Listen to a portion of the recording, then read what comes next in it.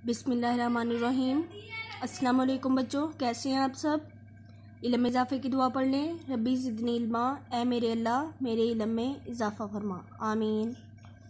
अच्छा बच्चों, आज हमने उर्दू का काम पहले करना है, ठीक है बच्चे। हम उर्दू का सबक हमद के क्वेश्चन आंसर कर रहे हैं, ठीक है ना। 2 क्वेश्चन हो गए थे, आज हमने तीसरा क्वेश्चन करना है, ठीक है।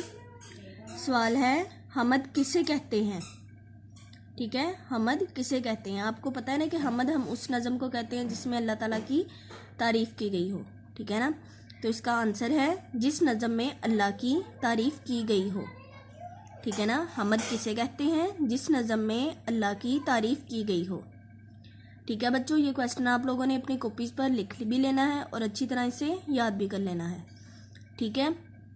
और बच्चे इसका आंसर आप लोगों ने बुक्स पे भी लिख लेना है, ठीक है। हमद किसे कहते हैं, जिस नज़म में अल्लाह की तारीफ़ की गई हो, ठीक है बच्चों।